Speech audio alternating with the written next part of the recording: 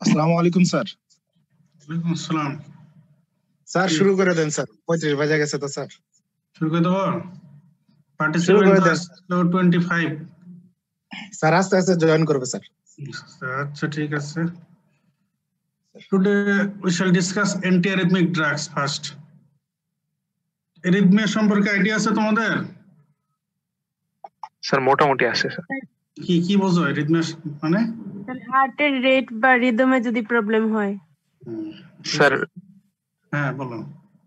Sir যদি মানে abnormal rhythm হয় স্যার, এটা বেশি বা কম হতে পারে, অথবা কন্ডাকটিভ সিস্টেমে কোনো সমস্যা। কন্ডাকটিভ সিস্টেমের সমস্যা হলে তো রিদমও রেট রিদমও চেঞ্জ হতে পারে। ঠিক আছে, any অ্যাবনরমালিটি or disturbance in rate and or rhythm of heart এই হচ্ছে কার্ডিয়াক অ্যারিথমিয়া। ঠিক আছে, কিছু অ্যারিথমিয়ার নাম বলতে পারবা? জি স্যার। আমরা মাঝে মাঝে বলছি ক্লাসগুলোতে। হ্যাঁ স্যার সুপ্রাভেন্টিকুলার ট্যাকিকার্ডিয়া এসবিটি। আর স্যার ট্যাকি অ্যারিথমিয়ার ভিতরে কিছু আছে, যেমন atrial flutter, ventricular flutter, atrial fibrillation, ventricular fibrillation, supraventricular tachycardia. তারপর স্যার ব্র্যাডি অ্যারিথমিয়ার ভিতরে আছে sir mild brady arrhythmia, moderate, severe brady arrhythmia. আচ্ছা যাক, ভালোই বলছি। অ্যারিথমিয়া কি ফিজিওলজিক্যালি হতে পারে? হতে পারে স্যার। কি রকম? Sinus arrhythmia sir. সেটা কি সাইনাস অ্যারিথমিয়াটা কি বলো? সাইনাস অ্যারিথমিয়া হচ্ছে যদি সাইনাস অ্যারিথমিয়া কখন বলা হয়? স্যার এসএ নোড থেকে প্রোডিউস হবে স্যার, মানে ওই যে কন্ডাকশন যে আছে না, ওইটা এসএ নোড থেকে মানে শুরু হবে। সাইনাস অ্যারিথমিয়া স্যার এসএ নোডের যে নরমাল অটোরিথমিসিটি আছে, এটা যদি স্যার বেড়ে যায় দরকার নাই। সাইনাস অ্যারিথমিয়ার একটা एग्जांपल হচ্ছে arrhythmia, very good, inspiration and এক্সপিরেশনে যে রেটের এন্ড রিদমের ডিফারেন্স হতে পারে, সেটাই হচ্ছে sinus arrhythmia. It is physiological, এটা কোনো প্রবলেম না। অনেক নরমাল হেলদি ইন্ডিভিজুয়াল ইসিজি করলে কিন্তু এটা পাওয়া যায়, sinus arrhythmia. It is normal. ইন্সপিরেশনের সময় হার্ট রেট বাড়ে না কমে? ইন্সপিরেশনে হার্ট রেট বাড়ে, এক্সপিরেশনে হার্ট রেট কমে। ঠিক আছে, এটাই sinus arrhythmia. It is physiological. ঠিক আছে, তাহলে আমরা এবারে কিছু সাইনাস মানে কার্ডিয়াক অ্যারিথমিয়া কি একটু বললাম। এবারে কিছু অ্যারিথমিয়ার নাম। অনেক অ্যারিথমিয়া আছে, তোমরা এটা কার্ডিওলজিতে ডিটেইলস পড়বে। আমি তোমাদের ড্রাগ ডিসকাশনের আগে একটু আইডিয়া দিয়ে যাচ্ছি। তো একটা হলো সাইনাস অ্যারিথমিয়া বললাম, ইন্সপিরেশনে হার্ট রেট বাড়ে, এক্সপিরেশনে হার্ট রেট কমে, এটাই sinus arrhythmia. It is physiological, it is not pathological. SVT, supraventricular tachycardia. Normally তো এসএ নোড হচ্ছে অরিজিন অফ ইম্পালসের সাইট, তাই না? তো অনেক সময় এই ভেন্ট্রিকুলার উপরে একটোপিক সাইট থেকে অরিজিন হওয়ার কারণে একটা অ্যারিথমিয়া হয়, ট্যাকিকার্ডিয়া, সুপ্রাভেন্ট্রিকুলার ট্যাকিকার্ডিয়া। এছাড়া atrial tachycardia, atrial fibrillation, atrial flutter, ventricular tachycardia, ventricular fibrillation and heart block. Heart block বলতে কি বোঝো? ডিফেক্টিভ কন্ডাক্টিভিটি, মানে কন্ডাক্টিভ সিস্টেমে কোনো ডিফেক্টিভনেস আসে হার্ট। যখন এসএ নোডের ইম্পালসটা ডিস্টাল পোরশন অফ কন্ডাক্টিভ সিস্টেমে যাইতে যদি কোনো বাধাপ্রাপ্ত হয়, তো এটার আবার তিনটা ভ্যারাইটি আছে degree, first degree, second degree আর third degree heart block. Third degree heart block হলো কমপ্লিট হার্ট ব্লক, যখন অ্যাট্রিয়া থেকে ভেন্ট্রিকলে কোনো ইম্পালস কন্ডাকশনই হয় না, এটা হলো কমপ্লিট হার্ট ব্লক। ঠিক আছে, তো যদি এগুলো তোমাদের কার্ডিওলজির পড়া, আমি জাস্ট তোমাদের একটু ইন্টারেস্টের জন্য একটু দেখাচ্ছি। এই বললে একটু আগে যে বললাম সাইনাস অ্যারিথমিয়া, এই যে দেখো এখানে কিন্তু এই যে আর ইন্টারভ্যাল, যেমন এখানে কিন্তু আর ইন্টারভ্যাল বেড়ে গেছে, তার মানে এখানে হচ্ছে এটা হলো ডিউরিং ইন্সপিরেশন আর এটা ডিউরিং এক্সপিরেশন, এই যে হার্ট রেটের কম বেশি হচ্ছে। এটা সিম্পল ফিজিওলজিক্যাল। আরেকবার স্যার একটু। ইন্সপিরেশনের সময় হার্ট রেট বেশি, এক্সপিরেশনের সময় হার্ট রেট কম, এটাই হলো তো এটা এক ধরনের রেট আর রিদমের ডিস্টারবেন্স হলো না, অ্যাবনর্মালিটি হলো না, রেগুলার হলো না। তো এই যে ডিউরিং ইন্সপিরেশন এখানে হার্ট রেট আর ইন্টারভ্যাল কম, মানে এটা ঘন ঘন, তার মানে হার্ট রেট বেশি। আর এদিকে দেখো এটুকুতে এখানে আর ইন্টারভ্যাল প্রলং, তার মানে এখানে হার্ট রেট কম। এটা হলো ইন্সপিরেশনের ইসিজি ফাইন্ডিং, আর এটা হলো এক্সপিরেশনের টাইমের। এটা হলো sinus arrhythmia, it is physiological. এটা হলো এসভিটি, সুপ্রাভেন্ট্রিকুলার ট্যাকিকার্ডিয়া। এখানে হার্ট রেট খুব বেশি হয়। দেখো এই আর ইন্টারভ্যাল খুবই কম, খুব ঘন ঘন এক একটা করে এই পি কিউআরএস গুলো দেখো ঘন ঘন দেখা যাচ্ছে, ইন্টারভ্যাল খুবই কম। এটা হলো এসভিটির ECG. Atrial fibrillation, atrial flutter. কালকে তোমরা বলতেছিলে একজন অ্যাট্রিয়াল ফ্লাটার কি জিনিস। এই যে ফিব্রিলেশন, এখানে হলো দেখো পি ওয়েভ বোঝা যাচ্ছে না। অ্যাট্রিয়াল ফিব্রিলেশনের ইসিজি ফাইন্ডিং এ যেটা এক নম্বর ফাইন্ডিং হলো আর ইন্টারভ্যাল হলো ইরেগুলার। দেখো প্রত্যেকটার গ্যাপ ভিন্ন, এখানে কম, এখানে বেশি, এখানে আর একটু। আর ইন্টারভ্যাল ইরেগুলার। আর পি ওয়েভ এখানে দেখা যাচ্ছে না, পি ওয়েভ এর জায়গায় একটা ফিব্রিলেটরি ওয়েভ বলে এটাকে, কোন রকম একটা ওয়েভের মতো দেখা যায় না যায়। P wave replaced by fibrillatory wave and R interval irregular. এই হচ্ছে অ্যাট্রিয়াল ফিব্রিলেশন। আর অ্যাট্রিয়াল ফ্লাটার এখানে হলো আন্ডুলেটিং ওয়েভ। এই যে দেখো ঢেউয়ের মতো দেখা যাচ্ছে, এটাতে কিন্তু কোনো বেসলাইন আমরা বুঝতে পারতেছি না, ওয়েভই দেখা যাচ্ছে, আন্ডুলেটিং ওয়েভ। এবং এটাকে বলা হয় অনেক সময় স টুথ প্যাটার্ন। স মানে কি? হ্যাঁ, স মানে দেখা স্যার, এটা ভার্ব না, এটা নাউন। করাত করাত করাত করাত, ভেরি গুড। করাতের যে দাঁত এর মতো দেখা যাচ্ছে, সটুথেড অ্যাপিয়ারেন্স এভাবে বলা যায়, অথবা আন্ডুলেটিং ওয়েভি অ্যাপিয়ারেন্স। এই ধরনের ইসিজি ফাইন্ডিং হয় এক ধরনের arrhythmia, atrial arrhythmia, atrial origin. এটা হলো অ্যাট্রিয়াল ফ্লাটার। এই ধরনের ওয়েভগুলোকে বলা হয় Flutter wave.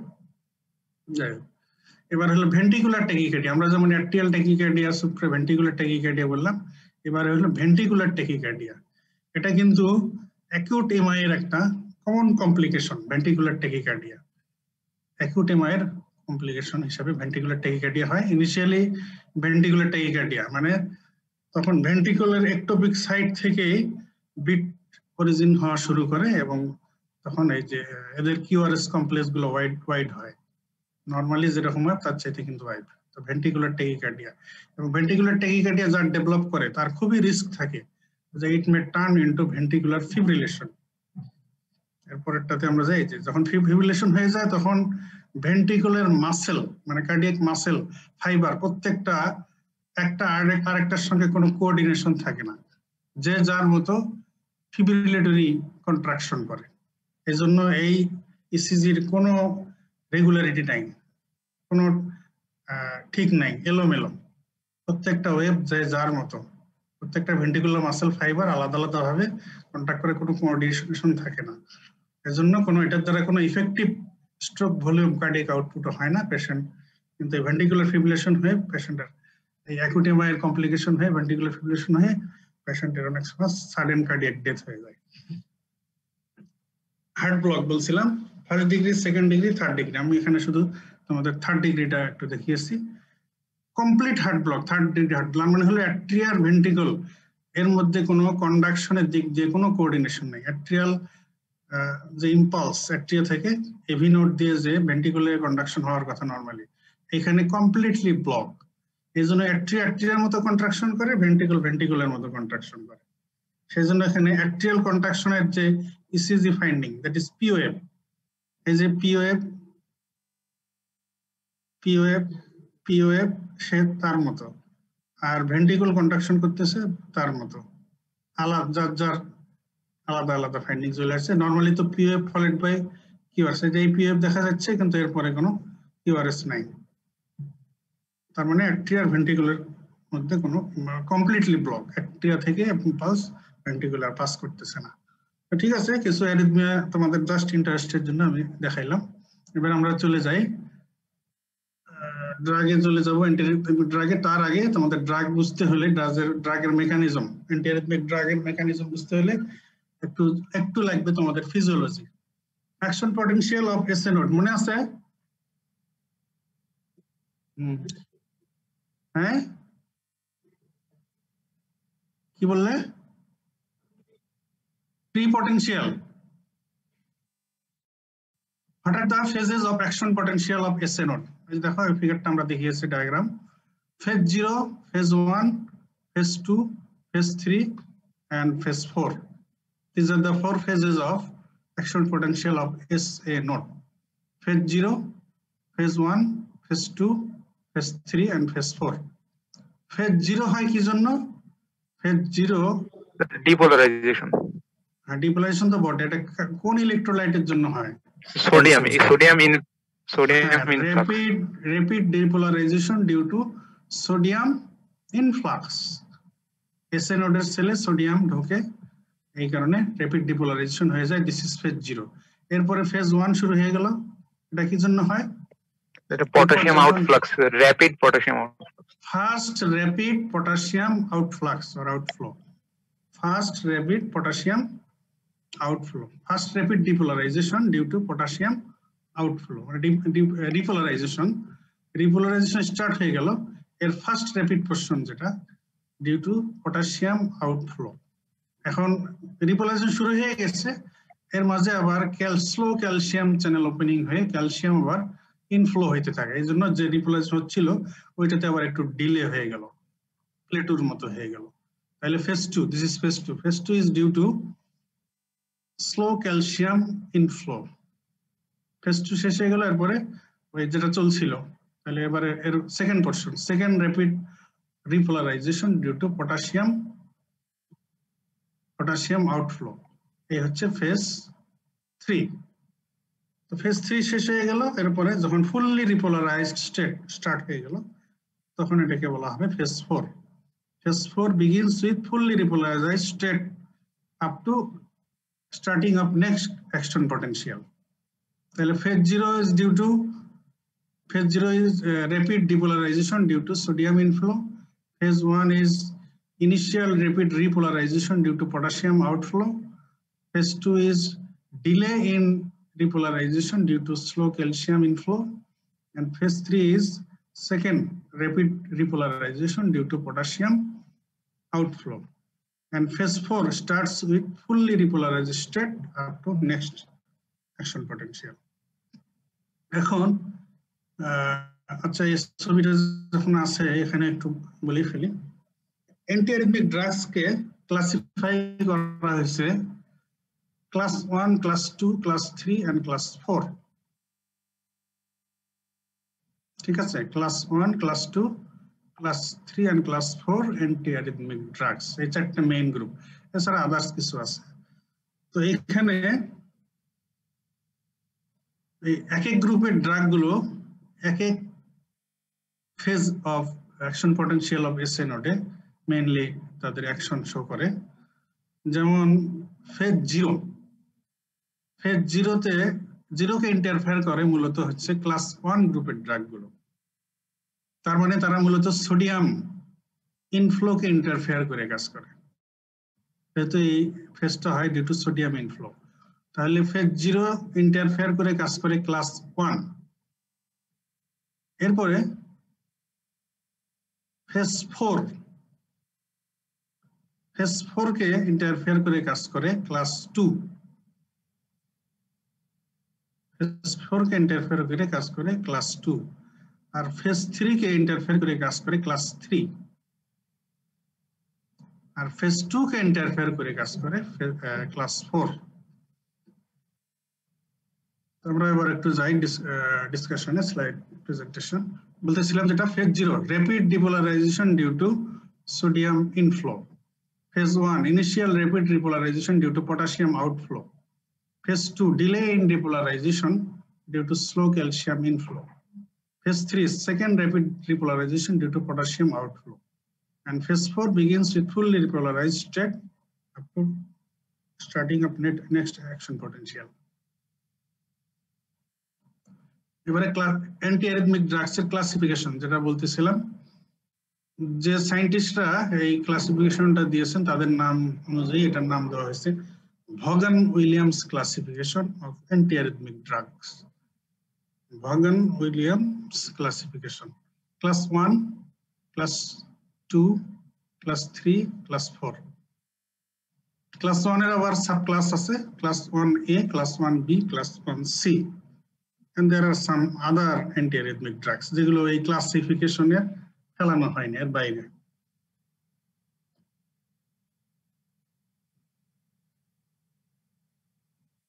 Class 1 interferes with phase 0 যেটা বলছিলাম, class 2 interferes with phase 4, class 3 interferes with class 3, class 4 interferes with phase 2।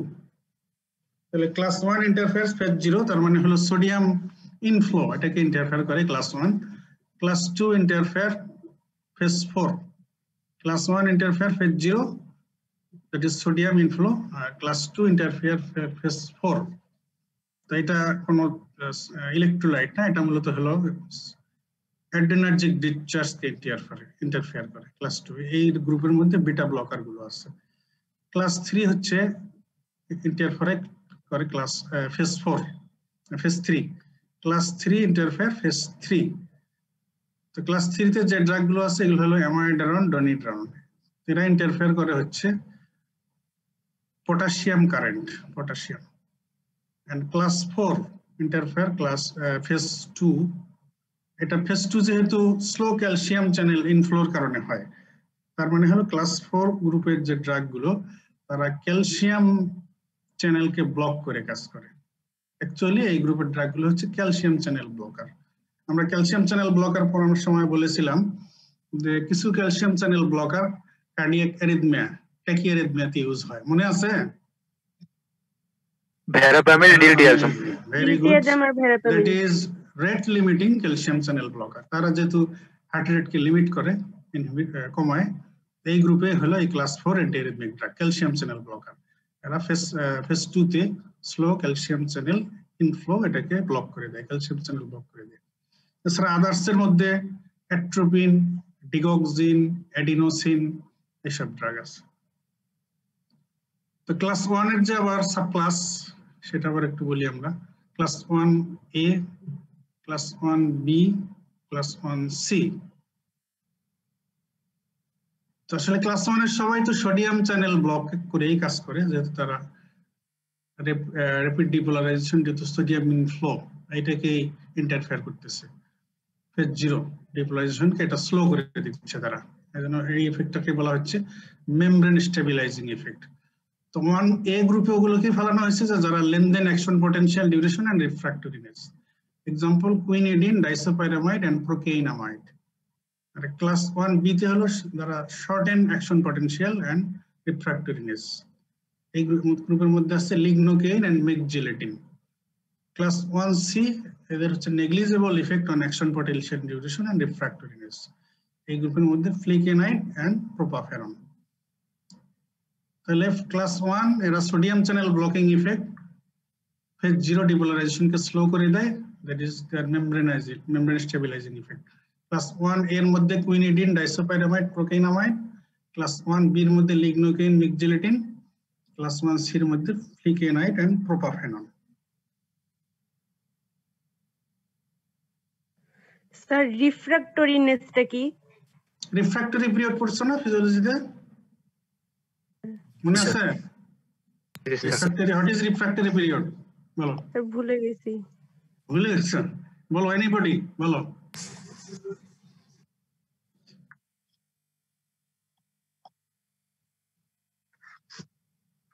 It is the interval, sir, during which a normal cardiac impulse cannot re-excite an already excitable cardiac muscle. The period during which the already excited cardiac muscle cannot be re-excited. যখন এটা একটা তো property of cardiac muscle, তাই না? যখন cardiac muscle excited হয়ে যায়, তো এক্সাইটেড অবস্থায় যদি আবার তাকে স্টিমুলাস দেওয়া হয় তো সে সেটাতে রেসপন্ড করবে না। Already excited cardiac muscle cannot be re-excited unless the second stimulus is stronger than the previous stimulus. তাহলে এই ডিউরেশনটা বাড়ায় দেয়, এই রিফ্র্যাক্টরি পিরিয়ডটা এইভাবে এরিথমিয়া কন্ট্রোল করে, অ্যান্টি এরিথমিক ইফেক্ট দেয়। এবারে ক্লাস 2 বলতেছিলাম একটু আগে যে ক্লাস 2 গ্রুপের মধ্যে আছে মূলত হলো বিটা ব্লকার গুলো। আমরা জানি যে এই catecholamine, that is adrenergic neurotransmitter, adrenaline, noradrenaline, এদের হার্টের উপরে হচ্ছে positive inotropic and positive chronotropic effect. তো এই কারণে এরা হার্ট রেট বাড়াচ্ছে, ফোর্স অফ কন্ট্রাকশন বাড়ায়। তো এর যেহেতু মূলত হার্টের রেট নিয়েই কথা, রেট এন্ড রিদম নিয়েই কথা, তো আমরা রেট তার মানে হলো পজিটিভ ক্রোনোট্রপিক ইফেক্ট। তো যদি এই ক্রোনোট্রপিক ইফেক্ট বেশি হয় তাহলে ইনিশিয়ালি ট্যাকিকার্ডিয়া হবে, আরো যদি বেশি হয়ে যায় নরমাল ফিজিওলজিক্যাল লিমিট এক্সিড করে গেলে তখন ট্যাকিঅ্যারিথমিয়া হবে। তো এই অ্যাকশনটা আসলে ফার্স্ট স্টেজ, মানে যখন কার্ডিয়াক মাসেল এসএ নোড যখন ইয়াতে আছে, রেস্টিং স্টেজে আছে, এরপরে স্টিমুলাস দিলে তার অ্যাকশন পটেনশিয়াল শুরু হয়ে যাবে। জাস্ট এই পয়েন্টে মূলত এদের ইফেক্টটা, এই অ্যাড্রেনালিন, নরঅ্যাড্রেনালিন, ক্যাটেকোলামাইনের ইফেক্টটা। তার মানে হলো ফুললি রিপোলারাইজড ছিল, এর থেকে নেক্সট অ্যাকশন পটেনশিয়াল শুরু হওয়ার পর্যন্ত এই মাঝখানের যে ফেজটা, তাহলে এই ফেজে এই ক্যাটেকোলামাইনের অ্যাক্টিভিটি বেশি হয়ে গেলে তার এরিথমিয়ার চান্স থাকে, এরিথমিয়া হয়ে যায়। তো এই ফেজকে ইন্টারফেয়ার করতে পারলে, তার মানে ওই ক্যাটেকোলামাইনের ইফেক্টকে বিটা 1 ইফেক্ট অন হার্ট, এটাকে বিটা ব্লকার দিয়ে ব্লক করতে পারলে অ্যান্টি এরিথমিক ইফেক্ট পাওয়া যাবে, এরিথমিয়াকে কন্ট্রোল করা যাবে। তাহলে প্রোপানোলল, সটালল, ইসমোলল, বিসোপ্রোলল, এইসব বিটা ব্লকার্স এই ক্লাস 2 অ্যান্টি এরিথমিক ড্রাগস এর লিস্টে আছে। তাহলে beta blockers used as antiarrhythmic drugs are propranolol, sotalol, ismolol, bisoprolol. Next, class 3. Class 3 আমরা বললাম যে interfere phase 3 R phase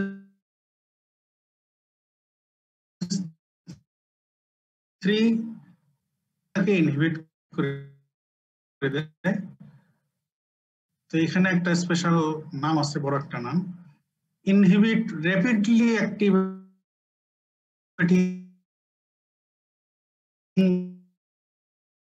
component of delayed rectifier potassium current. এটাকে ইনহিবিট করে দেয় potassium current, there is potassium outflow, যেটার কারণে repolarisation হয়। এটা এই গ্রুপের এক্সাম্পলের মধ্যে আছে অ্যামাইওডারন, ড্রনিডারন, অনেক ব্যাপারে মনে নাও থাকতে পারে। অনেক সময় অ্যান্টি অ্যারিথমিক ড্রাগস জিজ্ঞেস করলে এখানে তো আসলে বেশি ডিপলি জিজ্ঞেস করা হয় না, একটু অ্যান্টি অ্যারিথমিক ড্রাগস এর ক্লাসিফিকেশন এবং এক্সাম্পল এগুলো ধরা হয়, আর কিছু কিছু স্পেসিফিক এরিথমিয়াতে কোনটার ক্ষেত্রে কোনটা ভালো কাজ করে, বা antiarrhythmic drug effect of beta blocker, antiarrhythmic effect of calcium channel blocker, antiarrhythmic effect of amiodarone কিভাবে হয়, এগুলো একটু জিজ্ঞেস করা হয় অনেক সময়। তো এই রিলেশন অনেক সময় কোন এক্সামিনার একটু বেশি জানতে চাইতে পারে যে এমন একটা অ্যান্টি অ্যারিথমিক ড্রাগস এর নাম বলো যেটা নন রেনাল এক্সক্রেশন হয়। অথবা এইভাবে কোশ্চেন হইতে পারে যে একটা পেশেন্টের রেনাল ইম্পেয়ারমেন্ট আছে, সিকেডি আছে, ক্রনিক কিডনি ডিজিজ আছে, তার জন্য কোন গ্রুপের অ্যান্টি অ্যারিথমিক ড্রাগ প্রেফার্ড? এটার আনসার হচ্ছে এই দিস গ্রুপ, ক্লাস 3, অ্যামাইডারন, ড্রনিডারন। তো অ্যামাইডারন, ড্রনিডারন এদের হচ্ছে নন রেনাল এক্সক্রেশন। তো কাজে সিকেডি যদি থাকে বা রেনাল ইম্পেয়ারমেন্ট থাকে তাদেরকে এটা দিতে সমস্যা নেই, কিন্তু বাকি গ্রুপের প্রায় ড্রাগগুলোরই রেনাল এক্সক্রেশন হয়, কাজে সিকেডি পেশেন্ট বা রেনাল ইম্পেয়ারমেন্টের পেশেন্টদের দিলে প্রবলেম। এবারে ক্লাস 4 এই গ্রুপের ড্রাগগুলো আমরা বললাম যে ক্লাস 4 তারা হচ্ছে ফেজ 2 কে ইন্টারফেয়ার করে, মানে ফেজ 2 হয় হচ্ছে স্লো ক্যালসিয়াম ইনফ্লো জন্য। তাহলে ওটাকে ইন্টারফেয়ার করে মানে তার মানে তারা ক্যালসিয়াম ইনফ্লো আর ক্যালসিয়াম চ্যানেল ব্লক করে কাজ করে, এজন্য তারা হচ্ছে calcium channel blocker, that is rate limiting calcium channel blocker, যেমন ভেরাপামিন। তাহলে তোমরা এটা সহজে মনে রাখতে পারো জোড়া জোড়া করে কোন ফেজে কোন গ্রুপের ড্রাগ কাজ করে।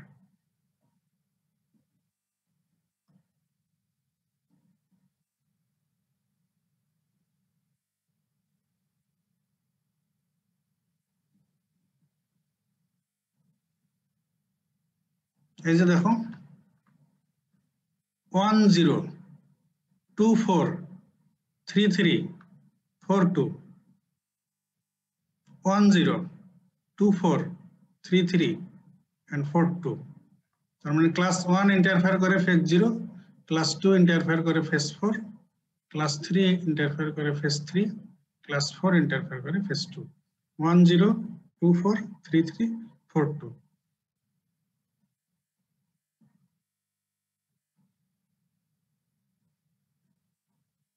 আদার্স এর মধ্যে এটা বলে ফেলছি অ্যাট্রোপিন, ডিগক্সিন, অ্যাডিনোসিন এগুলো কোনো স্পেসিফিক গ্রুপে ফেলানো হয়নি। আচ্ছা, আবার এখানে একটা কথা বলি, সেটা হলো যে আমরা যদিও 4টা ক্লাস দেখাইলাম, ক্লাস 1, ক্লাস 2, ক্লাস 3, ক্লাস 4, কিছু কিছু অ্যান্টিঅ্যারিথমিক ড্রাগের আবার মোর দ্যান 1 ক্লাসের ইফেক্ট আছে। যেমন কুইনিডিন, এটা ক্লাসিফিকেশনে ক্লাস 1 এ ফেলানো হয়েছে, কিন্তু এটার ক্লাস 3 ইফেক্টও আছে। প্রোপানল, এটাকে ক্লাসিফিকেশনে ক্লাস 2 তে ফেলানো হয়েছে, কিন্তু এটার মাইনর ক্লাস 1 ইফেক্টও আছে। সটালল, এটাকে ক্লাসিফিকেশনে ক্লাস 2 তে ফেলানো হয়েছে, তবে এটার মেজর ক্লাস 3 ইফেক্টও আছে। আর ক্লাস 3 গ্রুপের যে ড্রাগ অ্যামাইওড্রনিডেরন, হ্যাঁ, এদের আবার অল ক্লাস ইফেক্ট আছে, class 1, class 2, class 3 and class 4। যদিও ক্লাসিফিকেশনে এটাকে ক্লাস 3 হিসেবে ফেলানো, কিন্তু এদের ক্লাস 1, 2 এন্ড 4 ইফেক্টও আছে। এজন্য অনেক সময় এই ক্লাস 3 অ্যান্টিঅ্যারিথমিক ড্রাগসকে বা অ্যামাইওড্রনিডেরন এই ড্রাগগুলোকে বলা হয় broad spectrum antiarrhythmic drugs. Broad spectrum antiarrhythmic drugs হচ্ছে ক্লাস 3 অ্যান্টিঅ্যারিথমিক ড্রাগস গুলো, amiodarone. Others digoxin, atropine and adenosine। আচ্ছা, এবারে আসো আমরা এই কয়েকটা ড্রাগের অ্যান্টিঅ্যারিথমিক ইফেক্ট কিভাবে হয়। বিটা ব্লকার, আচ্ছা তোমাদের আমরা বিটা ব্লকার, অটোনমিকে এবং অ্যান্টিহাইপারটেনসিভ ড্রাগ, অ্যান্টি অ্যাঞ্জিনাল ড্রাগ, তারপরে হার্ট ফেল, সব জায়গায় কিন্তু বিটা ব্লকার বলা হয়েছে। আগের সেই ডিসকাশন থেকে তোমরা বলার চেষ্টা করো দেখি বিটা ব্লকারের অ্যান্টিঅ্যারিথমিক ইফেক্ট কিভাবে হবে। Sir negative chronotropic effect. Receptor দিয়ে এক্সপ্লেইন করো। স্যার বিটা ব্লকার আমাদের যে আছে কার্ডিও সিলেক্টিভ বিটা ব্লকার আছে, বিটা 1 স্যার। তো বিটা 1 ব্লক করে দিলে স্যার হবে আমাদের, বিটা 1 ব্লক করে দিলে আমাদের স্যার এই যে অ্যাড্রেনার্জিক যে সিস্টেম, অ্যাড্রেনার্জিক যে সাপ্লাইটা, এটা ব্লক হয়ে যাবে। তখন স্যার প্যারাসিম্প্যাথেটিক এটা বেশি স্টিমুলেটেড হয়ে যাবে। তো আমাদের বিটা ব্লকারের ইউজ তো মূলত, যদিও সিম্পলি অ্যারিথমিয়া বলা হচ্ছে, আসলে ট্যাকি অ্যারিথমিয়া যেগুলো, এগুলোতে যেমন SVT, atrial fibrillation, atrial flutter, এগুলোতে বিটা ব্লকার ইউজ হয়। তার মানে ট্যাকি অ্যারিথমিয়াতে মূলত। তাহলে বিটা ব্লকার ইউজ করলে beta blockers block beta 1 receptors present on heart. তাহলে beta 1 receptors present on heart যদি ব্লক হয়ে যায়, তাহলে beta 1 mediated positive inotropic, positive chronotropic effect block হয়ে গেল, আর হবে না। তাহলে এটা ব্লক হয়ে গেলে পাশাপাশি যে কোলিনার্জিক অ্যাক্টিভিটি হার্টের উপরে ছিল, M2 রিসেপ্টরের উপরে, তো সেটা তখন ওভারহ্যাং হয়ে যাবে, ডমিনেন্ট হয়ে যাবে। তার মানে তখন নেগেটিভ ক্রোনোট্রপিক ইফেক্ট হবে। এটা হলো একটা ডাইরেক্ট রিসেপ্টর দিয়ে এক্সপ্লেনেশন, এটা অবশ্যই এক্সপ্লেন করবে। এছাড়া আরো বলা হয় অ্যান্টিঅ্যারিথমিক ইফেক্টের ক্ষেত্রে, সেটা হলো যে বিটা ব্লকারের বিটা ইফেক্ট হলো সেন্ট্রাল সিম্প্যাথেটিক ডিসচার্জ, এটাকেও সে ইনহিবিট করে, সেন্ট্রাল সিম্প্যাথেটিক ডিসচার্জ। তো কাজে সিম্প্যাথেটিক স্টিমুলেশন হার্টের উপরে ওদিক দিয়েও কমে গেল, ব্লক হয়ে গেল। এছাড়া এই অনেক অ্যারিথমিয়ার ক্ষেত্রে একটোপিক পেসমেকার অ্যাক্টিভিটি দেখা দেয়। তো বিটা ব্লকার গুলো ওই একটোপিক পেসমেকার অ্যাক্টিভিটিও ব্লক করতে পারে। তাহলে মোটামুটি 3টা এক্সপ্লেনেশন অ্যান্টিঅ্যারিথমিক ইফেক্ট জন্য বলতে হবে। একটা তুমি ডাইরেক্ট যেটা কার্ডিয়াক বিটা 1 রিসেপ্টর, এটাকে ব্লক করলো, তাহলে পজিটিভ ক্রোনোট্রপিক ইফেক্ট আর হবে না, নেগেটিভ ক্রোনোট্রপিক ইফেক্ট হবে, হার্ট রেট কমে যাবে, অ্যারিথমিয়া কন্ট্রোল হয়ে যাবে। এছাড়া beta blockers also inhibit central sympathetic discharge, এই কারণে হার্টের উপরে যে সিম্প্যাথেটিক স্টিমুলেটরি ইফেক্ট, এটাও ব্লক হয়ে গেল। এছাড়া beta blocker can block ectopic pacemaker activity that is present in many arrhythmia. এই হলো antiarrhythmic effect of beta blockers. এবারে অ্যান্টিঅ্যারিথমিক ইফেক্ট অফ অ্যামাইনোডারন, এটা বলো।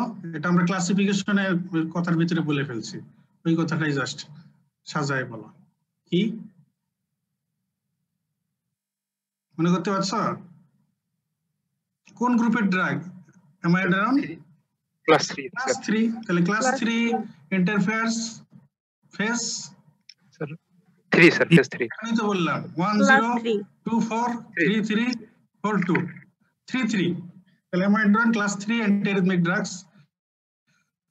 তাহলে এটা ইন্টারফেয়ারস ফেজ 3, তার মানে হলো এটা interferes potassium outflow, potassium repolarisation, rapid repolarisation due to potassium outflow, এটাকে সে ইনহিবিট করে। কিভাবে?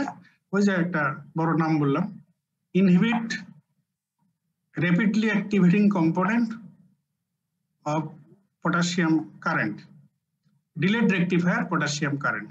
এটা বলতে পারলে ভালো, বইতে এভাবে লেখা আছে, it inhibit rapidly activating component of delayed rectifier potassium current. মোট কথা ultimately potassium current, that is potassium outflow, এটাকে ইনহিবিট করতেছে, যার কারণে এসএনওডের যে র্যাপিড রিপোলারাইজেশন হচ্ছিল, অ্যাকশন পটেনশিয়াল রিপোলারাইজেশন, এটা ব্লক হয়ে যাচ্ছে। এসএনওড অ্যাকশন পটেনশিয়াল ইনহিবিশন দিয়ে অ্যান্টিঅ্যারিথমিক ইফেক্ট দিচ্ছে।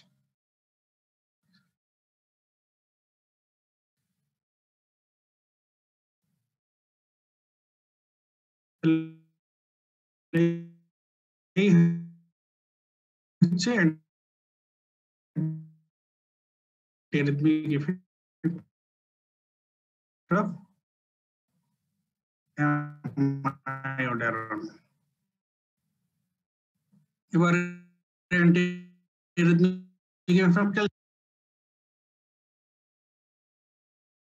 অ্যাট্রিয়াল ফিব্রিলেশন, এগুলোর ক্ষেত্রে ভেরাপামিল ইউজ করা হয়। ঠিক আছে, ক্যালসিয়াম চ্যানেল ব্লকার দিলে calcium origin of impulse and conduction of both are inhibited, so there is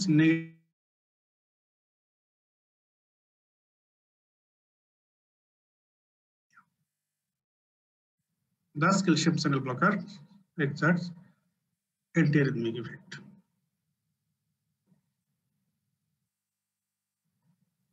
এবার অ্যান্টিঅ্যারিথমিক ইফেক্ট অফ ডিগক্সিন, এটা কালকে বলা হয়ে গেছে, ক্রোনোট্রপিক ইফেক্ট মনে আছে? স্যার নেগেটিভ ক্রোনোট্রপিক ইফেক্ট কি জন্য হয়?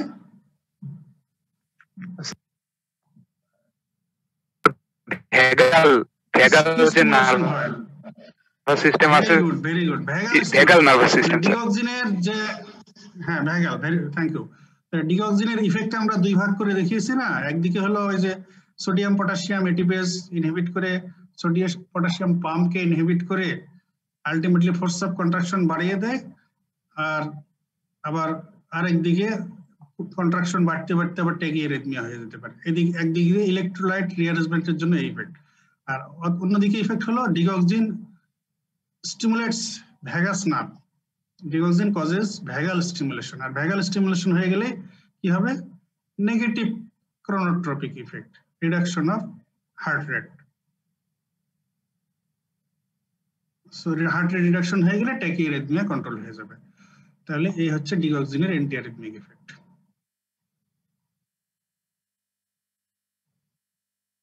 Role of atropine in bradycardia or heart block, বলো। এটা স্যার রিসেপ্টর মিডিয়েটেড, আমাদের স্যার কার্ডিয়াকে স্যার কোলিনার্জিক M2, জি স্যার কোলিনার্জিক M2 রিসেপ্টর আছে, অ্যাট্রোপিন স্যার যেহেতু অ্যান্টি মাস্কারেনিক, জি স্যার কোলিনার্জিক M2 কে স্যার ব্লক করে দিবে। অ্যাট্রোপিন অ্যাডমিনিস্ট্রেশন করলে এটা কার্ডিয়াক M2 রিসেপ্টরকে ব্লক করে দিবে।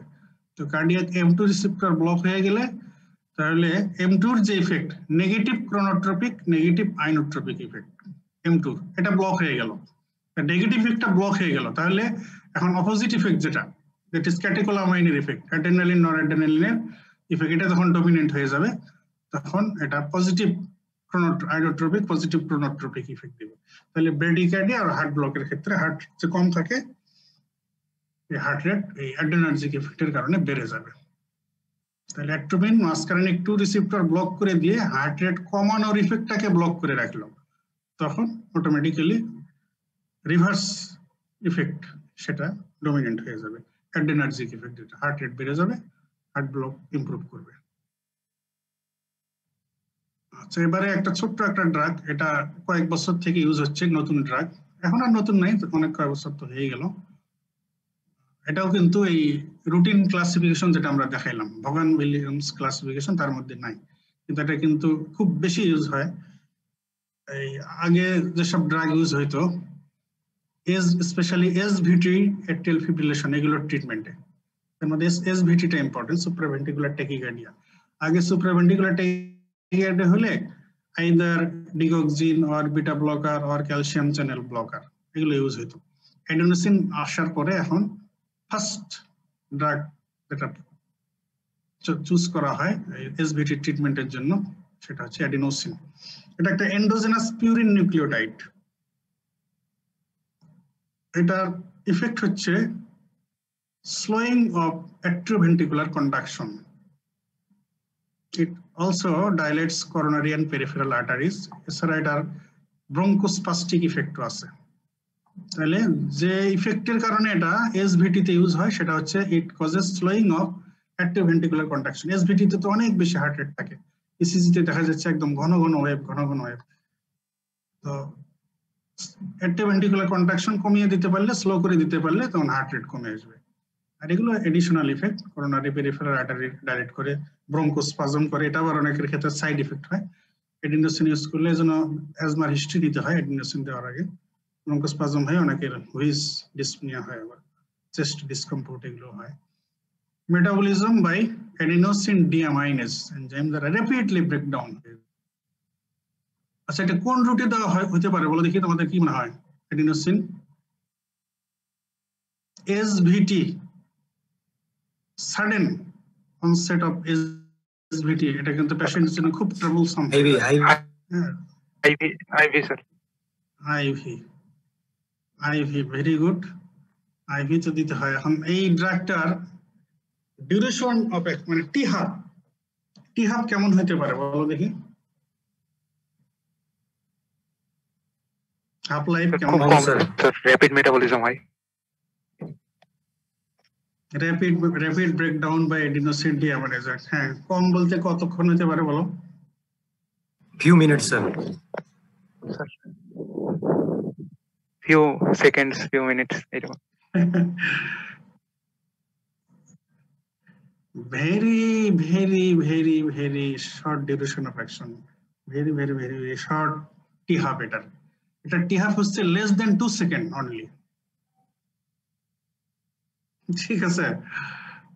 এই জন্য এটা কিন্তু আইভি দিতেও টেকনিক অ্যাপ্লাই করতে হয়, কারণ 2 সেকেন্ড তো হাফ লাইফ, তো আইভি দিতেও তো সময় লাগে। তো যদি দেখা যায় দিতে এর হাফ লাইফই শেষ হয়ে যায় তাহলে তো অ্যাকশনই হবে না। তো সেই জন্য এটা তোমাদের প্র্যাকটিক্যাল কথা, তোমাদের কার্ডিওলজি ওয়ার্ডে কাজ করলে যাবে। এটা হলো ইনজেকশন দিয়ে একদম ফ্লুইড দিয়ে র্যাপিডলি ফ্লাশ করে দিতে হয়, তাতে খুব র্যাপিডলি এটা টার্গেট সাইটে পৌঁছে যায়।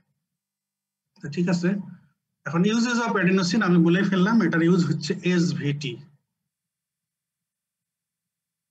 তো এটা এই ভেরাপামিল দিয়েও এসভিটি ট্রিটমেন্ট করা যায়, বিটা ব্লকার দিয়েও এসভিটি ট্রিটমেন্ট করা যায়, ডিগক্সিন দিয়েও এসভিটি ট্রিটমেন্ট করা যায়।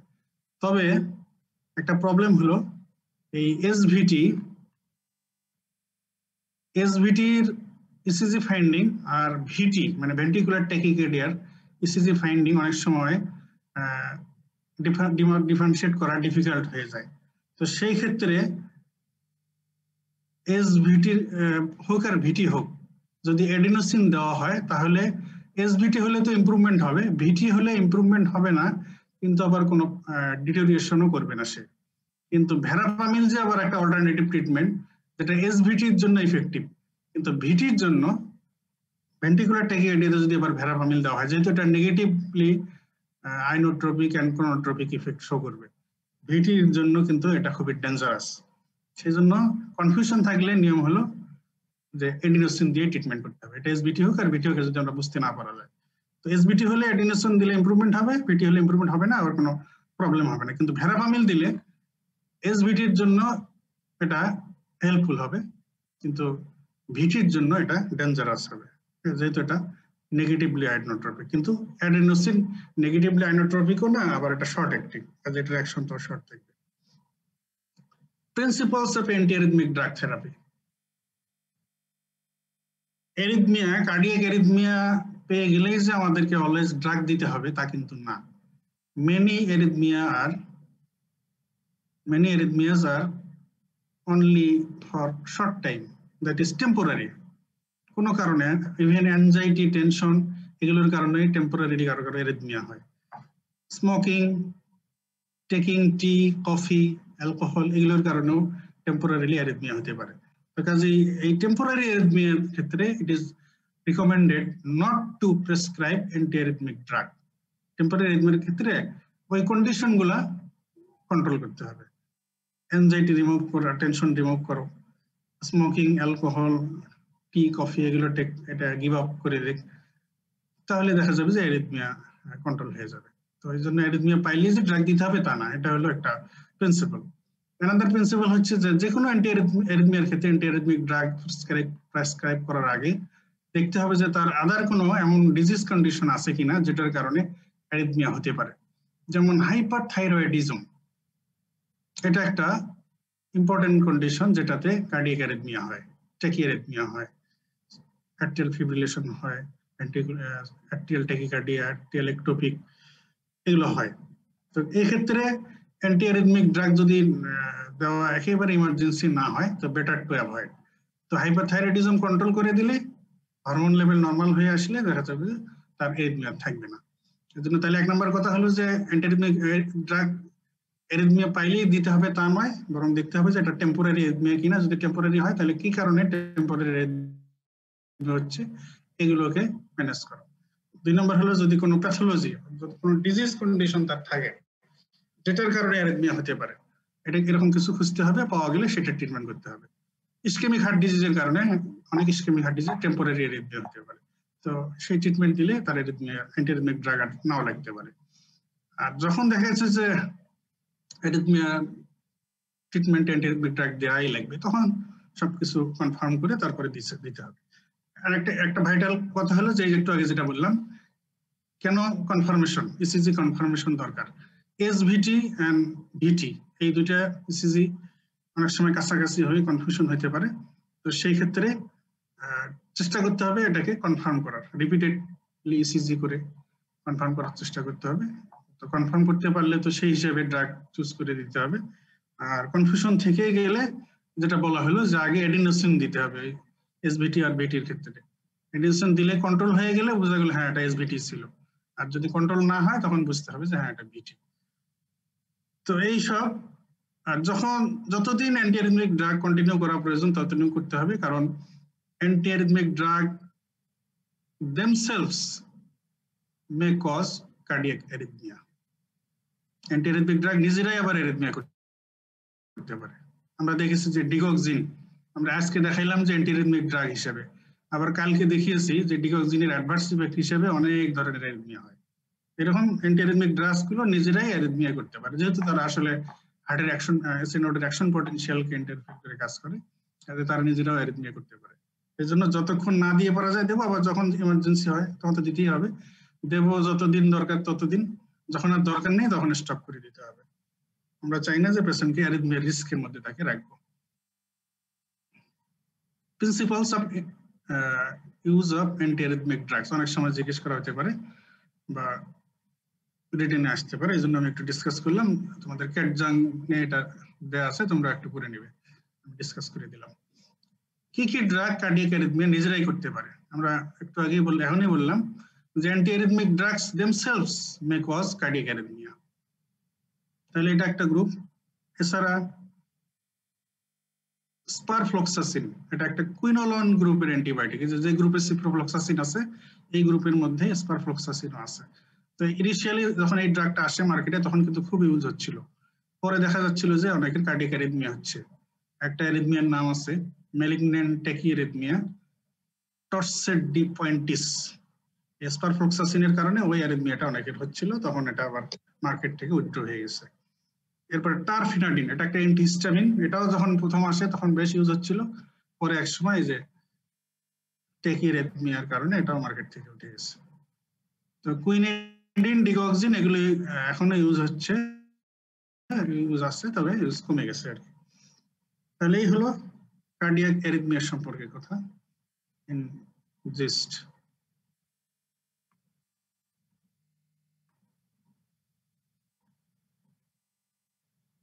এবারে আমরা আরেকটা ছোট্ট টপিকস ডিসকাস করি, যতটুকু করা যায় করে শেষ করে দিই।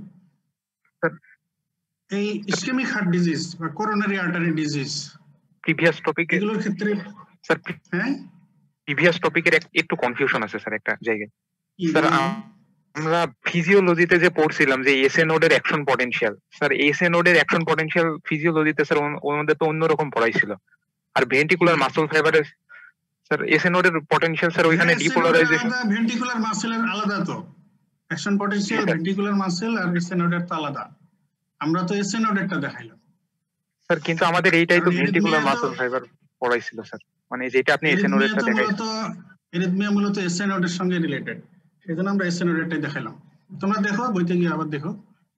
জি স্যার, ফার্মাকোলজিতে তো এই অ্যান্টি অ্যারিথমিয়া এক্সপ্লেনেশনের ক্ষেত্রে এসএ নোডের এই অ্যাকশন পটেনশিয়াল এফএস 0 1 2 3 4 এই চারটা এইভাবে দেখানো হয়েছে।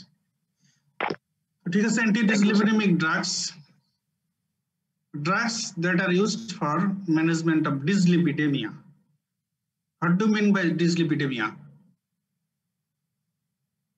Dyslipidemia জানো? হাইপারলিপিডেমিয়া কি?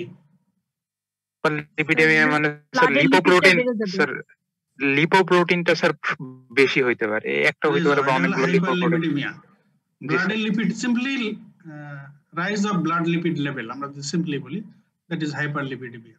এখন আমরা এখানে বলতেছি ডিসলিপিডেমিয়া, এটা মানে কি? এটা বেড়ে যাইতে বা কমে যাইতে পারে, মানে ডিফিকাল্টি আর কি।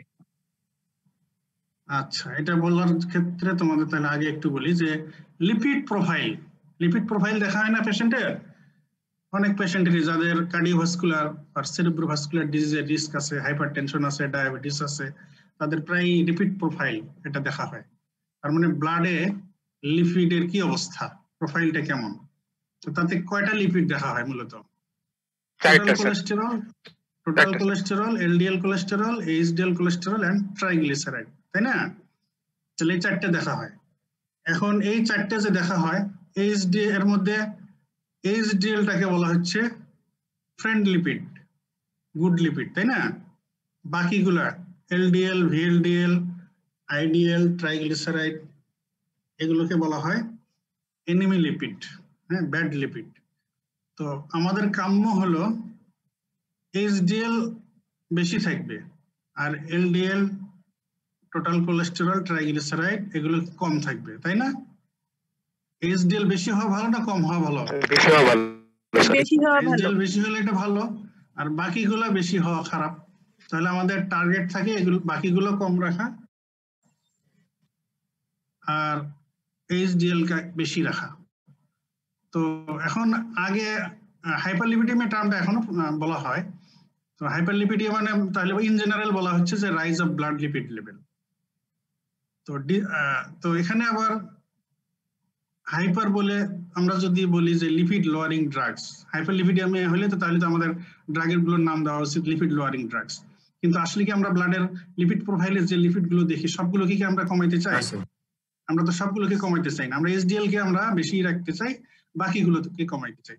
এই জন্যই now prefer term is dyslipidaemia.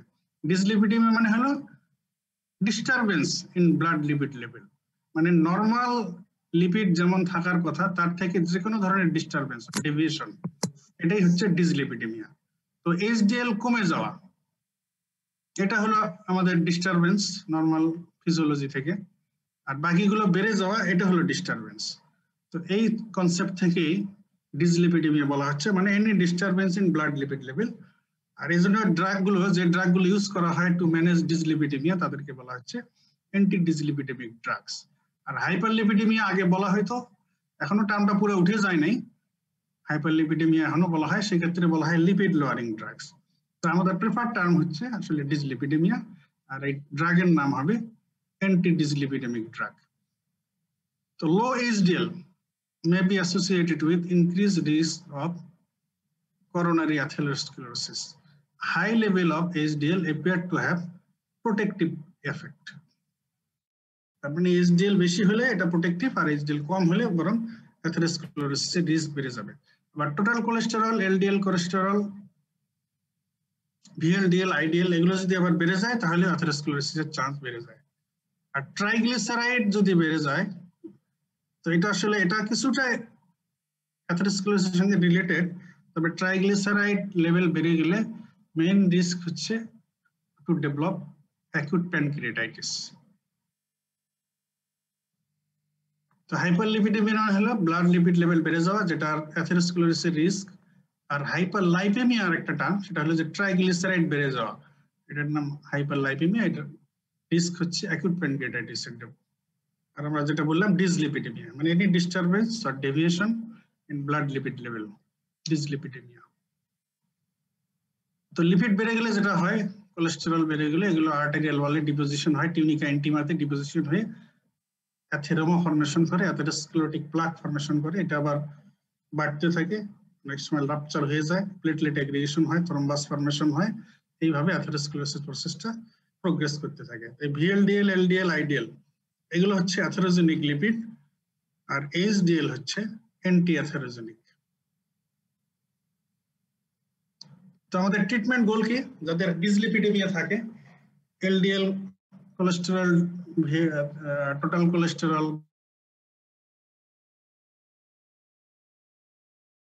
বেশি থাকে, তো আমাদের ট্রিটমেন্ট গোল হচ্ছে যে যাতে অ্যাথেরোস্ক্লেরোটিক প্লাক ফর্মেশন না হয়, অথবা যতটুকু হয়ে গেছে এটা আর প্রোগ্রেস না করে। Prevent progression of established plaque or prevent formation of atherosclerotic plaque. এটা কিভাবে সম্ভব? By reducing total cholesterol and LDL cholesterol level and by increasing HDL cholesterol level. Total cholesterol and LDL কমানো আর HDL বাড়ানো। আর যার triglyceride বেশি আছে তার triglyceride কমানো। তো এটা কিভাবে? Non pharmacological treatment, lifestyle modification, weight reduction, obesity correction, dietary modification, different non pharmacological approach আছে, এগুলো দিয়ে ট্রাই করা যেতে পারে। যাদের ডিসলিপিডেমিয়া থাকে initially, dietary modification, weight reduction, obesity correction, lifestyle modification এগুলো দিয়ে ট্রাই করা যেতে পারে। যদি এগুলো দিয়ে ট্রাই করেও blood cholesterol, blood lipid level control করা না যায়, তখন there is recommendation to use anti-dyslipidemic drugs. What are the groups of anti-dyslipidemic drugs?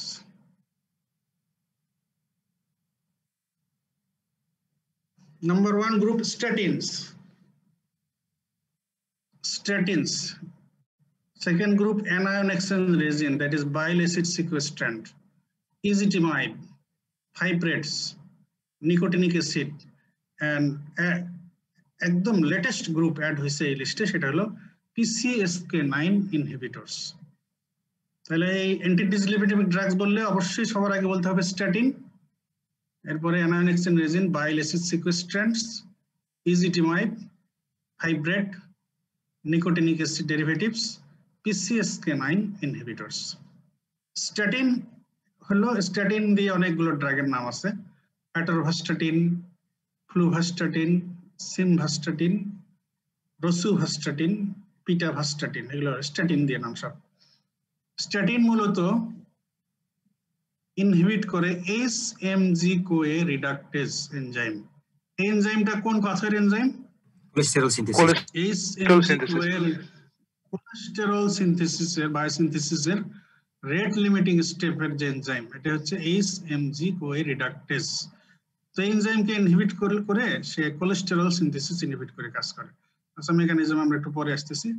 R anion exchange এটা বাইল অ্যাসিড সিকোয়েস্ট্রেন, এটা আছে ইজিটিমাইব।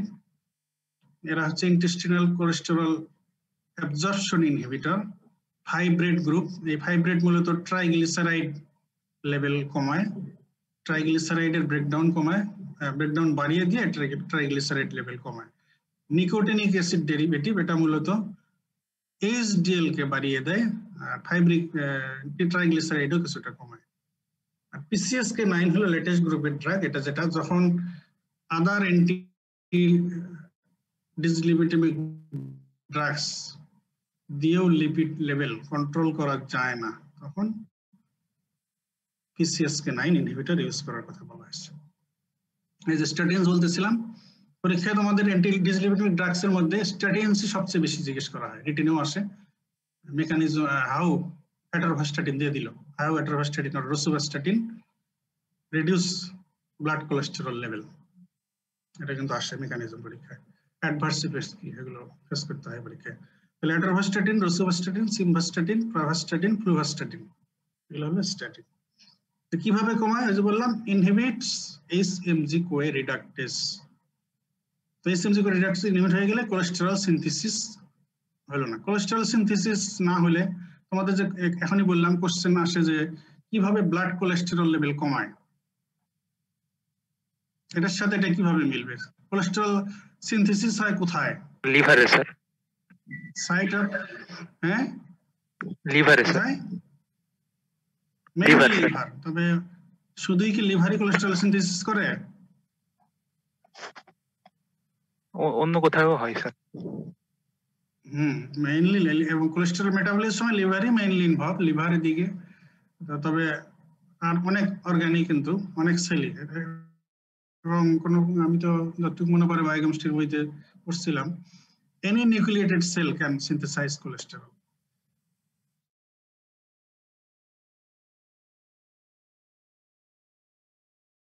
এনজাইম ইনহিবিশন হয়ে গেল স্ট্যাটিন দ্বারা, তখন কোলেস্টেরল সিনথেসিস লিভারই আমরা ধরি, যদি ইন্ট্রাহেপাটিক কোলেস্টেরল সিনথেসিস কমে গেল। তো যখন ইন্ট্রাহেপাটিক কোলেস্টেরল সিনথেসিস কমে যাবে, লিভার থেকে কোলেস্টেরল দিয়ে কিন্তু অনেকগুলো ঘটনা ঘটে।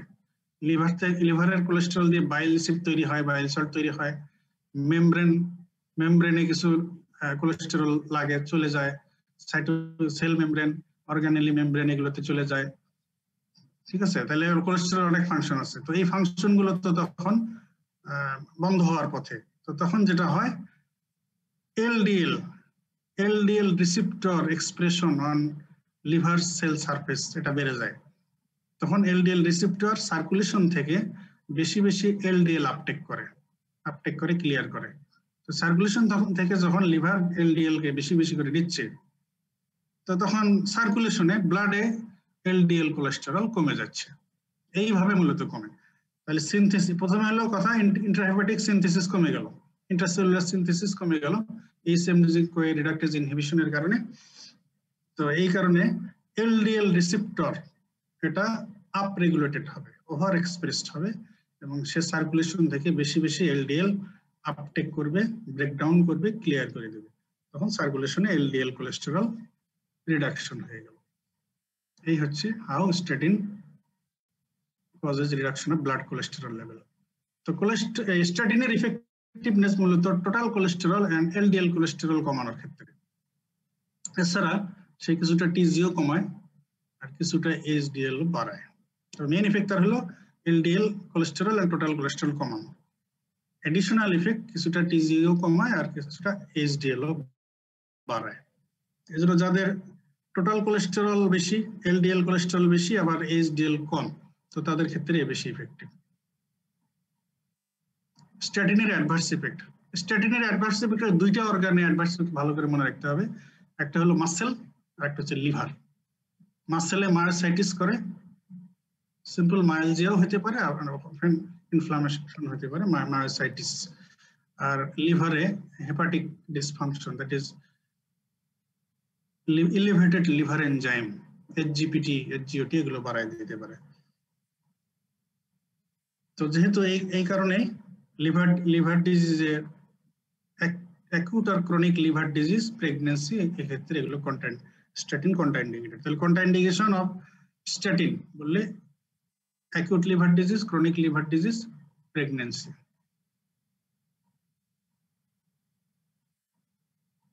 Bile acid sequestrant, that is second group যেটা ion exchange resin.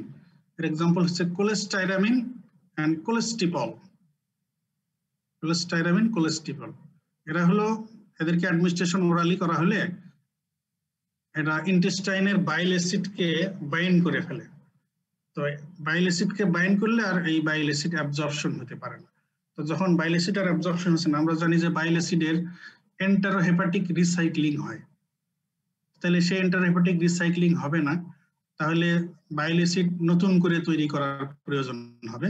তো তখন লিভারের কোলেস্টেরল গুলো বাইল অ্যাসিডে কনভার্সন হয়ে যাবে।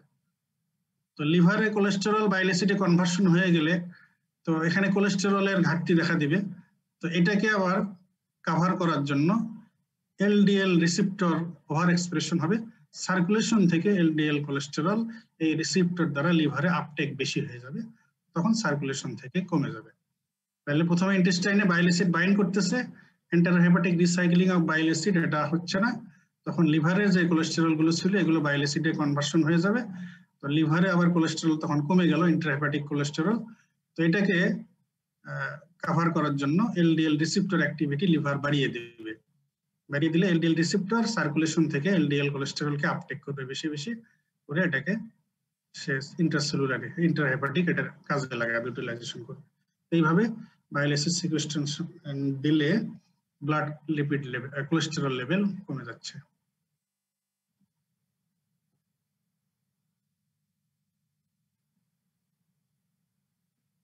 ইজিটিমাইড, এটাকে বলা হয় intestinal cholesterol absorption inhibitor.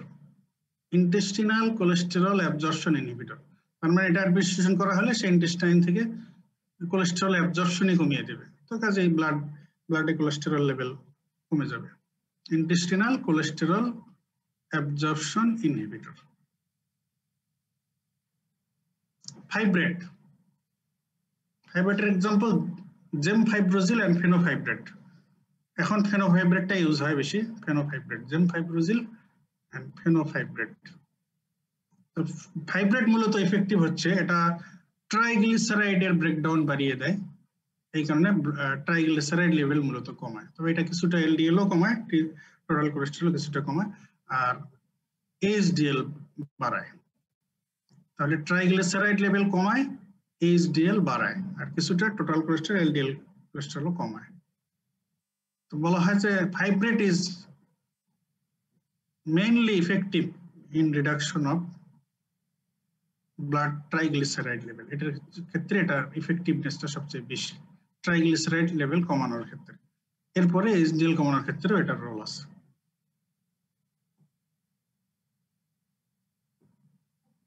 Nicotinic acid derivatives, nicotinic acid derivatives আবার এটা mainly effective in inhibition of HDL, কারণ এটা এইচডিএল এর ক্যাটাবলিজম কে ইনহিবিট করে, এইচডিএল এর ব্রেকডাউন কে ইনহিবিট করে, এইজন্য এইচডিএল লেভেল বাড়ানোর জন্য এটা সবচেয়ে বেশি ইফেক্টিভ। এছাড়া এটা ট্রাইগ্লিসারাইড লেভেল কমানোর জন্য ইফেক্টিভ। তবে এটা মূলত এটা ইম্পর্টেন্ট হচ্ছে for elevation of HDL by reducing catabolism of HDL. তাহলে এটার ইফেক্টিভনেস হচ্ছে মূলত এইচডিএল বাড়ানো এন্ড টিজি কমানো। বলা হয় যে nicotinic acid is the most potent drug that increases HDL cholesterol. Most potent drug for increasing HDL cholesterol is nicotinic acid derivative. And যেটা লাস্ট গ্রুপ বলছিলাম, লেটেস্ট গ্রুপ, যখন আদার অ্যান্টি-ডিসলিপিডিমিক ড্রাগস ফেল করে lipid level control করার ক্ষেত্রে, তখন এই latest drug দেওয়ার কথা আছে, PCSK9 ইনহিবিটরস। PCSK9 তে হয় প্রোটোটিন কনভার্টেজ সাবটিলিন এক্সিন 9 ইনহিবিটর। এটা একটা আসলে এনজাইম, সেই এনজাইমের ইনহিবিটর PCSK9 ইনহিবিটর। আর এই এনজাইমটার ফাংশন হলো, ফিজিওলজিক্যাল ফাংশন হলো, সে এলডিএল রিসেপ্টরকে নরমালি ব্রেকডাউন করে। তো যদি এলডিএল রিসেপ্টর ব্রেকডাউন হয়ে যায় তাহলে তো এলডিএল রিসেপ্টর দ্বারা যে সার্কুলেশন থেকে এলডিএল আপটেক হইতো সেটা আর হবে না, সার্কুলেশনে এলডিএল কোলেস্টেরল বেড়ে যাবে, তাহলে হাইপার কোলেস্টেরোলেমিয়া হবে। তো এখন ওই এনজাইমকে যদি ইনহিবিট করে দেওয়া যায় যে এলডিএল রিসেপ্টরকে ব্রেকডাউন করে, তাহলে এলডিএল রিসেপ্টর সেভ হয়ে যাবে, আর এলডিএল রিসেপ্টর সেভ থাকলে, প্রোটেক্টেড থাকলে, সে সার্কুলেশন থেকে এলডিএল কোলেস্টেরল গুলোকে ধরে ধরে লিভারের ভিতরে ঢুকাই দিয়ে ব্রেকডাউন করে দেবে, সার্কুলেশনে এলডিএল কোলেস্টেরল লেভেল কমে যাবে। এই হচ্ছে PCSK9 ইনহিবিটরস। এগুলো আসলে এই গ্রুপে যে ড্রাগগুলো ডেভেলপ করা হয়েছে এরা হচ্ছে মনোক্লোনাল অ্যান্টিবডি। আচ্ছা, মনোক্লোনাল অ্যান্টিবডি যদি হয় এদের রুট অফ অ্যাডমিনিস্ট্রেশন কি হবে বলতো? IV sir. IV. Parenteral route, হ্যাঁ parenteral, maybe IV, parenteral route. কারণ মনোক্লোনাল অ্যান্টিবডি, তারা অ্যান্টিবডি গুলো কি কার্বোহাইড্রেট, প্রোটিন, ফ্যাট নাকি? অ্যান্টিবডি গুলো sir mainly sir protein sir. Protein, হ্যাঁ গ্লাইকোপ্রোটিন, ঠিক আছে। তারপরে প্রোটিনটা ইম্পর্টেন্স দেয় বেশি। তো প্রোটিন যদি হয়, যদি ওরালি দেওয়া হয় তাহলে তো ইনসুলিনের মতো ডাইজেশন হয়ে যাবে, তো সেজন্য ওরালি দিলে এরা ইনইফেক্টিভ। এজন্য মনোক্লোনাল অ্যান্টিবডি এই যে এনজাইমটার কথা বলা হয়েছে PCSK9, এই এনজাইমের এগেইনস্টে অ্যান্টিবডি তৈরি করে করা হয়েছে বাই মনোক্লোনাল টেকনিক। তো এই অ্যান্টিবডি এটা প্যারেন্টারালি দেওয়া হয়। কাজে এই অ্যান্টিডিসলিপিডেমিক ড্রাগ হিসেবে এই গ্রুপটা একদম লাস্ট রিসোর্ট হিসেবে রাখা হয়েছে, যে যখন কিছুতেই ডিসলিপিডেমি কন্ট্রোল করা যাচ্ছে না তখন এই প্যারেন্টারাল রুটে মনোক্লোনাল অ্যান্টিবডি PCSK9 ইনহিবিটরস এগুলো ইউজ করার কথা আসছে। আমাদের দেশে এখনো মনে হয় এটা অ্যাভেলেবল হয়নি, যাই হোক সামনে হয়তো হয়ে যাবে। এর এক্সাম্পল এলিরোকুম্যাব, ইভোলুকুম্যাব। তোমাদের হয়তো কোনো ক্লাসে বলেছি আমি যে মনোক্লোনাল অ্যান্টিবডি হিসেবে যে ড্রাগগুলো ডেভেলপ করা হয়েছে সেগুলো শেষে ম্যাপ থাকে, এমএবি, মনোক্লোনাল অ্যান্টিবডি ম্যাপ থাকে। তো সেই হিসেবে নাম এলিরোকুম্যাব, ইভোলুকুম্যাব। PCSK9 ইনহিবিটরস এর এক্সাম্পল এলিরোকুম্যাব, ইভোলুকুম্যাব। আচ্ছা, এখানে আমরা একদম জিস্ট কথায় চলে আসি এবারে। অনেক গ্রুপ বলা হলো, অনেক এক্সাম্পল, অনেক মেকানিজম, অনেক ভাবে বলা হলো। এখন একটু সিম্পলিফাইড স্লাইড, সেটা হলো যে যদি কারো এলডিএল কোলেস্টেরল বেশি থাকে তাহলে আমরা তাকে কোনটা দেব? Statin sir. স্ট্যাটিন। যদি টোটাল কোলেস্টেরল বেশি থাকে কোনটা দেব? সেক্ষেত্রে statin. Total cholesterol and LDL cholesterol দুটাই রিডাকশনের ক্ষেত্রে স্ট্যাটিন ইজ মোস্ট এফেক্টিভ। তাহলে total cholesterol and LDL cholesterol রিডাকশনের জন্য হলো স্ট্যাটিন। এখন কারো যদি টিজি বেশি থাকে, ট্রাইগ্লিসারাইড বেশি থাকে, তো ট্রাইগ্লিসারাইড রিডাকশনের জন্য মোস্ট ইফেক্টিভ কোনটা আমরা বললাম? হাইব্রিড। এরপরে হচ্ছে নিকোটিনিক অ্যাসিড, এরপরে স্ট্যাটিনের কিছুটা টিজি লোয়ারিং ইফেক্ট কিন্তু টিজি লোয়ারিং এর ক্ষেত্রে সবচেয়ে ইফেক্টিভ হচ্ছে ফাইব্রেট। এবারে এইচডিএল কোলেস্টেরল বাড়ানোর ক্ষেত্রে একটু আগে বললাম nicotinic acid, nicotinic acid that can increase HDL level is nicotinic acid derivative. এরপর পরে আসে ফাইব্রেটের অবস্থান, এরপর স্ট্যাটিনের কিছুটা আছে। এখন কারো যদি লিপিড প্রোফাইলে দেখা যায় যে তার টোটাল কোলেস্টেরল, এলডিএল কোলেস্টেরলও বেশি, আবার এদিকে ট্রাইগ্লিসারাইডও বেশি, তখন আমরা কি করব? স্ট্যাটিন দিব স্যার।